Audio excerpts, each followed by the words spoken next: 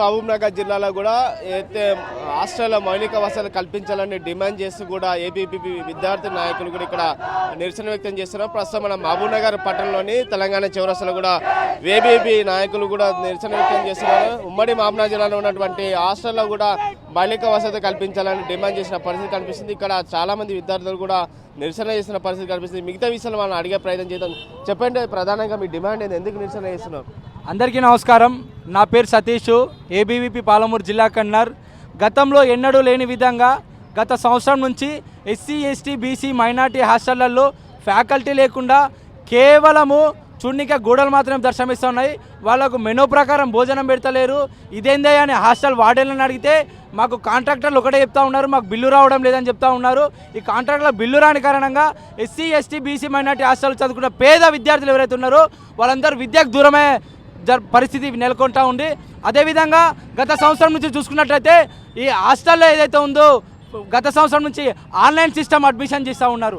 ఈ online system admission చేసిన కారణంగా చాలా దూర ప్రాంతం నుంచి వచ్చే స్టూడెంట్కి దోస్త్ ఐడీలో ఎంబీఎస్ కాలేజీలో కానీ వేరే డిగ్రీ కాలేజీలో కానీ వేరే క్యాంపస్లో దోస్త్ ఐడి ద్వారా అడ్మిషన్ దొరుకుతూ ఉంది. కానీ వీళ్ళకు హాస్టల్లో అడ్మిషన్ దొరకక ఎక్కడి నుంచో వస్తున్న విద్యార్థి బయట బస్టాండ్లో పండుకోవాల్సిన పరిస్థితి ఈరోజు తెలంగాణ రాష్ట్రంలో కనబడుతూ ఉంది.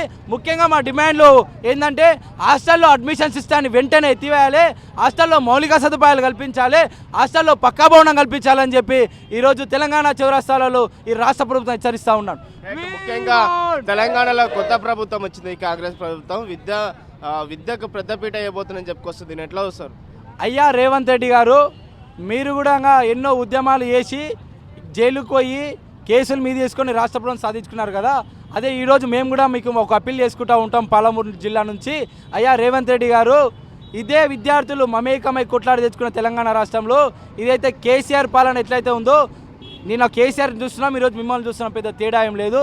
ఇప్పటి వరకు కూడా మీరు ఎడ్యుకేషన్ మినిస్టర్ని ఫుల్ఫిల్ చేయలేని ఘనత ఈ రేవంత్ రెడ్డి రాష్ట్ర ప్రభుత్వాన్ని. మీరు ఇమీడియట్లీ ఎడ్యుకేషన్ మినిస్టర్ని ఏర్పాటు చేసి విద్యాశాఖను మినిస్టర్ ఏర్పాటు చేసి విద్యార్థులకు ఎక్కడెక్కడ అన్యాయం జరుగుతుందో వాళ్ళకు వెంటనే ఫుల్ఫిల్ చేయాలని చెప్పి ఈ సందర్భంగా రేవంత్ రెడ్డి గారిని కోరుతూ ఉన్నాం. రైట్. మొత్తం మీద చూసుకున్నట్టయితే కూడా విద్యార్థులు అయితే ఉమ్మడి మహబూబ్నగర్ జిల్లాలో ఉన్న హాస్టల్లో కూడా మౌలిక వసతి కల్పించాలని, అలాగే తెలంగాణ రాష్ట్రంలో కూడా విద్యాశాఖ మినిస్టర్ ఏర్పాటు చేసి విద్యారంగ సమస్యలపై పరిష్కరించాలని చెప్పి ఏబీపీ నాయకులు డిమాండ్ చేసిన పరిస్థితి కనిపిస్తుంది. వీడియో జర్నలిస్ట్ సీనితో రామకొండ, ఆర్టీ, మహబూబ్నగర్. మరిన్ని వీడియోస్ కోసం ఛానల్ ని సబ్స్క్రైబ్ చేయండి, లేటెస్ట్ అప్డేట్స్ కోసం వాట్సాప్ ఛానల్ ని ఫాలో చేయండి అండ్ లింక్ డిస్క్రిప్షన్ లో ఉంది.